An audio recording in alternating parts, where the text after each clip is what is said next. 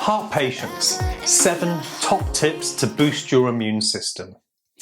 Have you ever noticed how some people often become ill, getting whatever is doing the rounds, and everything from common colds, flus, viruses, etc., whilst others rarely become ill, seemingly resilient to the effects of colds and flus? Have you ever asked yourself why this is? Is it down to the health of the immune system? Is it possible that one person has a healthy immune system whilst the other person's immune system is not functioning optimally and showing signs of stress? So in this video, I'm going to show you the top 7 tips for keeping your immune system healthy and working optimally, so you can protect yourself from whatever is doing the rounds this season.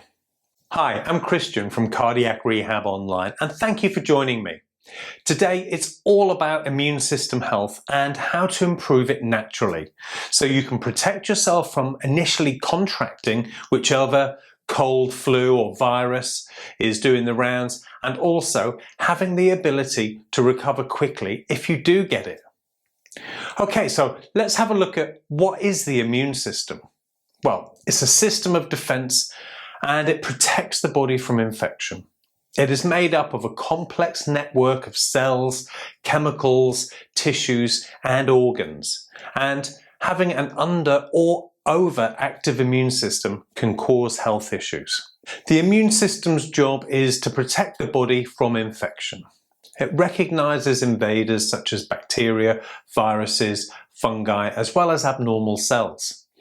It maintains the regulation of immune responses to help the body fight any invaders. When harmful microbes such as cold, flu, viruses or bacteria enter the body, it will then produce white blood cells to fight the resulting infection. The white blood cells identify the antigens, or what we call invaders, and produce antibodies to fight them. They also help other immune responses to occur and learn from the attack. This is how vaccinations work. Vaccines expose the immune system to a dead or a weakened microbe or to proteins from a microbe, so that the body is able to recognize and respond very quickly to any future exposure to the same invader. Alright, so let's look at how the immune system works. The immune system is involved in many parts of the body. Each part plays a role in recognizing foreign invaders, communicating with other parts of the body, and working to fight the infection. The parts of the immune system are skin, which is first line of defense. You've got bone marrow, which helps to produce immune cells. The thymus gland in the upper chest, where some immune cells mature, and the gut, where a large proportion of the immune system resides. And there is a membrane between the outside and the inside worlds. The lymphatic system is a network of tiny vessels which allows immune cells to travel between tissues and the bloodstream. The lymphatic system contains lymphocytes, which are white blood cells, mostly T cells and B cells, which try to recognize any bacteria, viruses, or other foreign substances in the body and fight them. Lymph nodes are small lumps in the groin, armpit, and around the neck, and elsewhere. They help the lymphatic system to communicate. They can become swollen as the body mounts an immune response. The spleen, an organ under the ribs on the left that processes information from the blood mucous membranes, like the lining, which is similar to that inside your mouth. So, how can the immune system go wrong? Well, we've got overactivity of the immune system, and this is related to disorders such as allergies and autoimmune diseases. Having an immune response to something considered generally harmless to most people, such as pollen, dust, or certain foods, shows that there is a potential immune issue. And autoimmune diseases such as multiple sclerosis, rheumatoid arthritis, lupus, etc., occur when the immune system attacks normal components of the body.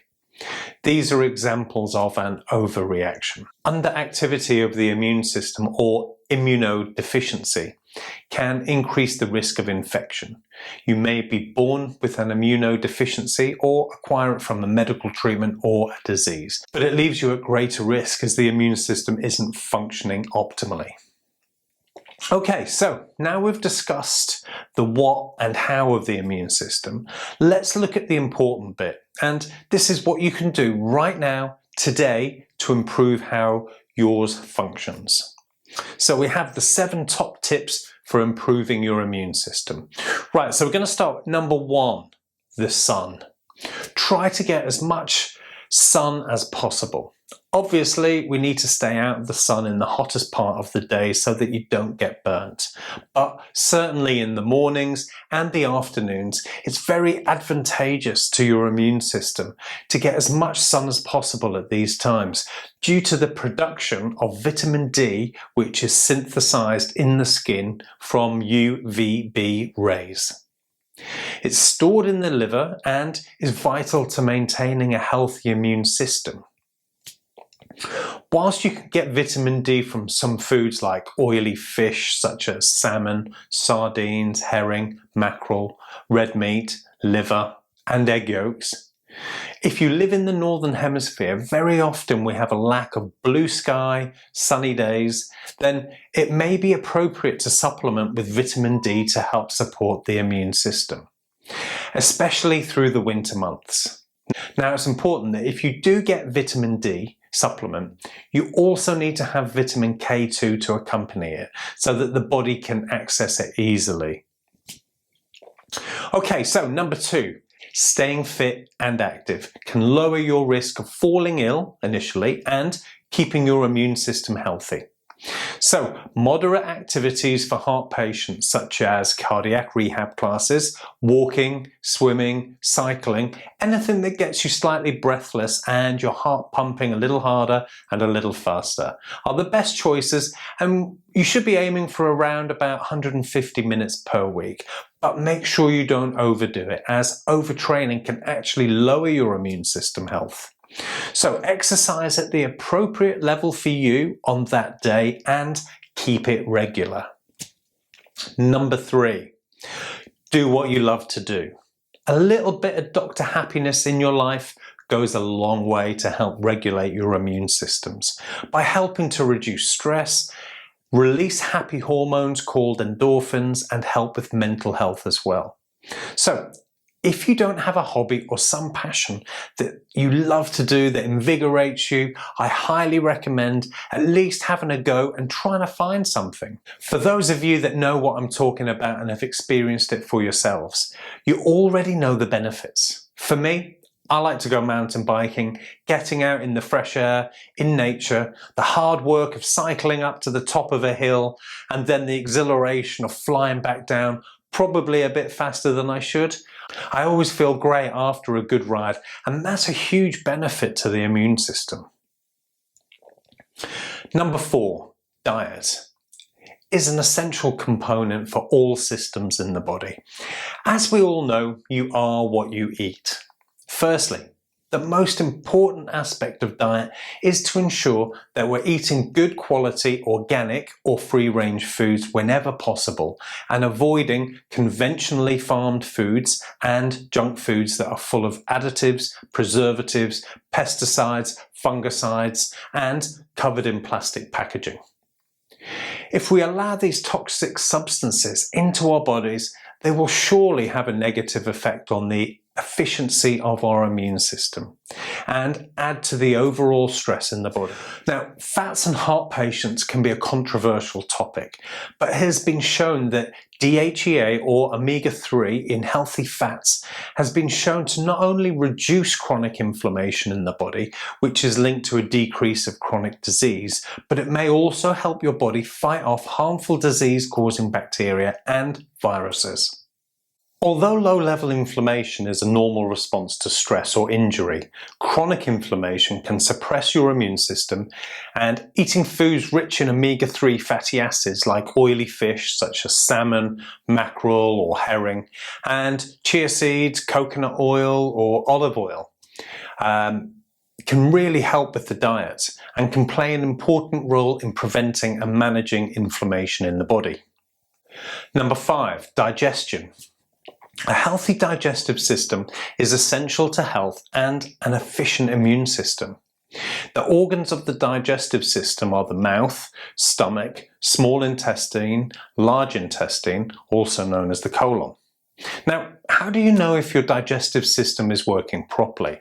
So, symptoms of a poor digestive system are gas, bloating, headache, burping, reflux, fatigue after eating, abdominal distension, otherwise known as a beer belly, constant hunger, bowel irregularity, muscle joint pains, neck, shoulder and lower back pain, to name just a few. The causes of poor digestion can be related to stress. When stress is increased, the digestive processes are suppressed, commonly resulting in constipation and a toxic bowel. Some of the causes of this are eating processed foods, non-organic dairy products, processed juices, poor quality fats, chlorinated tap water, and caffeine. Some of the effects of this can be seen as leaky gut syndrome, which directly leads to antigen overload of the immune system and food intolerance, which further impacts on the health of the immune system. Number 6, a good night's sleep. So the immune system is affected by sleep and rest. Disrupted sleep patterns are detrimental to the function of the immune system and its ability to respond to infection.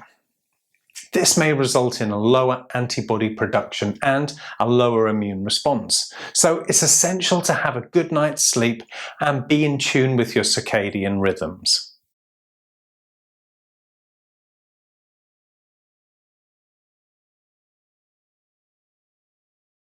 Okay, so the last one, number 7. So the 80-20 rule. This is super simple. So you basically stop doing the worst 20% of the unhealthy habits that you have, and this will give you 80% improvement in your health straight away. So if you're drinking too much, eating too much, not exercising enough, smoking, not getting out of the house, working too hard, no work-life balance, etc., well, there it is. Sort out the worst things that you do before you do anything else and transform them into healthier habits. Now, it's a very simple concept in theory, but can be harder in practice. But just because it's simple doesn't mean that you should dismiss it. It works every time. So make a list of those top things that are most unhealthy and transform those today. Now guys, a bonus section for you in this video. So the following studies indicate that the supplements listed below may strengthen your immune system. We've got vitamin C, and according to a review in over 11,000 people, taking 1 to 2,000 milligrams of vitamin C per day reduced the duration of colds by 8% in adults and 14% in children. Vitamin D, as we said earlier. Now, a deficiency in this may increase your chances of getting sick, so supplementing may counteract this effect. Zinc. In a review of 575 people with the common cold, supplementing with more than 75 milligrams of zinc per day reduced the duration of the cold by a third. Elderberry. One review found that elderberry could reduce the symptoms of viral upper respiratory infections. Echinacea. A study in over 700 people found that those who took echinacea recovered from colds slightly more quickly than those who received a placebo or no treatment. Garlic. A high-quality 12-week study in 146 people found that supplementing with garlic reduced the incidence of the common cold by about a third. Okay, so in summary, if you want to protect yourself from becoming ill and recover faster, implement some or all of these tips that I've outlined here for you. None of this is rocket science or that difficult to achieve. You just need a little bit of willpower to transform what you are currently doing into something a little healthier, and lots of small changes can add up to making a big change in your health. So guys, thank you for taking the time to join me today. I appreciate it. Let me know in the comment section below what changes you've made. My goal is to help people to become healthier and happier, so we can all enjoy this experience called life as much as possible. Guys, thank you for joining me. Until next time, thank you.